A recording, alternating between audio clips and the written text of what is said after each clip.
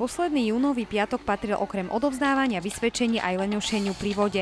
Teplomer ukazoval viac ako 30 stupňové horúčavy a tak všetkým, ktorí prišli do Vyšných Ružbách, padlo vhod príjemné osvieženie na termálnom kúpalisku.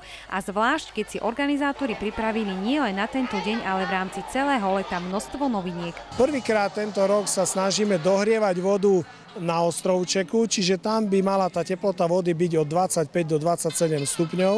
S tým, že sme vybudovali nové atrakcie v rámci bazéna, kde sú trysky, ktoré slúžia ako tzv. Whirlpool kúpeľ na zadnú časť tela, chrbát, lakte. A nechýba ani akvazorbing, skákací hrad či trampolína. K letnému osvieženiu neodmysliteľne patria aj bufety a stánky s občerstvením.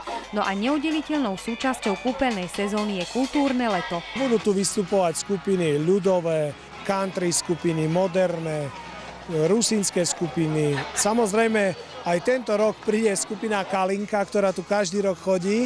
Aj v prvý deň otvorenia letnej sezóny bolo v areáli kúpaliska rušno. Okrem bezplatného vstupu a darčeku v podobe nanuku pre každého čistého jednotkára na vysvedčení čakal na prítomných bohatý program.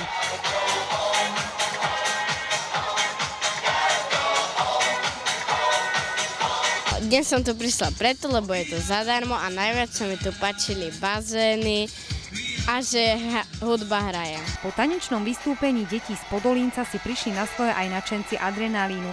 Nasledovala totiž dých vyrážajúca bike show.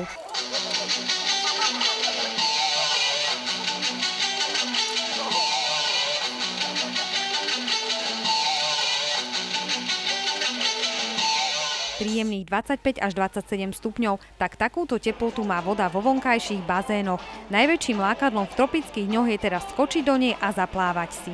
Taká fajná, osviežujúca. Bazén je otvorený denne od 10. do 19. hodiny. Vstupné pre dospelého na celý deň, opakujem, na celý deň je 6 eur a pre deti je 3 eur.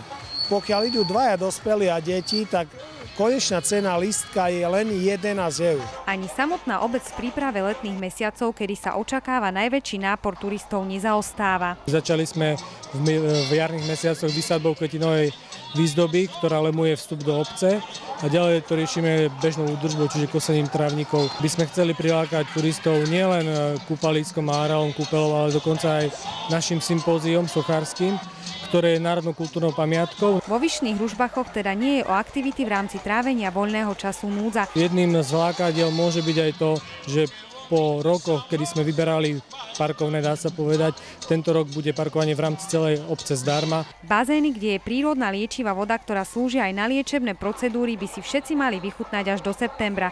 Organizátori totiž sľubujú, že ak vydrží počasie, tohtoročná sezóna na termálnom kúpalisku potrvá do 15. septembra.